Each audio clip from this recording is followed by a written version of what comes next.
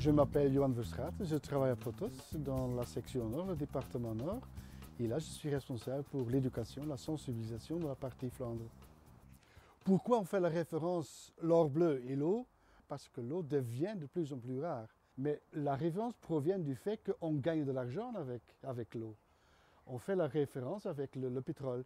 On a appelé le pétrole l'or noir. Et pour dire que l'eau aussi devient une marchandise, on parle aussi de l'or bleu dans ce sens-là, quoi. Le business de l'eau, le fait qu'on gagne de l'argent avec de l'eau, c'est une chose qui est, comment dirais-je, qui est devenue il y a maintenant une vingtaine d'années, peut-être trentaine. Et on voit de plus en plus qu'il y a des gens qui cherchent des manières pour gagner de l'argent en vendant de l'eau. Ça a commencé avec de l'eau en bouteille. Il y a des personnes, des entreprises qui ont acheté une source. Et avec cette source, on vend de l'eau. Et puis on a fait toute une série de propagandes pour adapter les gens au nouveau goût.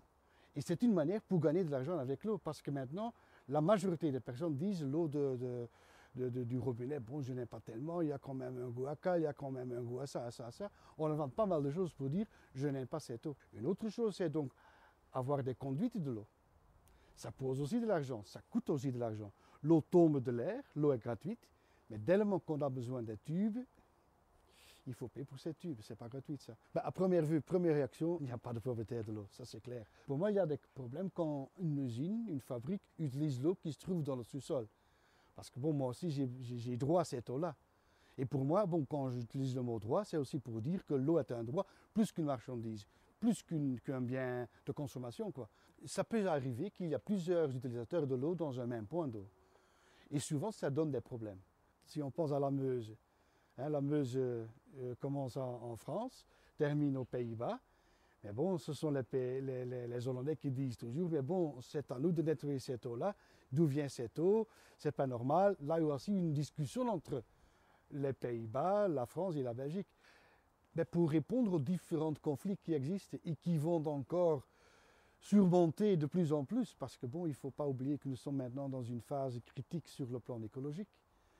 Il faut chercher des solutions. Ça veut dire, dans le fond, chercher une sorte de renforcement, une manière qu'ils savent se défendre plus facilement, qu'ils ont les connaissances, qu'ils ont la technologie, qu'ils savent dominer plus les défis, etc. Donc, dès le moment qu'on est dans cette direction-là, et on aide les deux différents groupes qui sont en conflit de négocier, de parler, de gérer mieux leurs ressources en eau, ben là, on va gagner, quoi. Et c'est sur ça qu'il faut donc mettre de l'argent, de la technologie, le travail qu'on effectue avec eux dans le tiers-monde, quoi. Il y a plusieurs exemples. Et à ce moment-là, l'eau devient, au lieu d'un moment de conflit, un pont de solidarité. Donc un eau qui devient un pont de solidarité. Je trouve ça un peu bizarre, mais dans le fond, ça c'est l'idée qu'il faut défendre, quoi.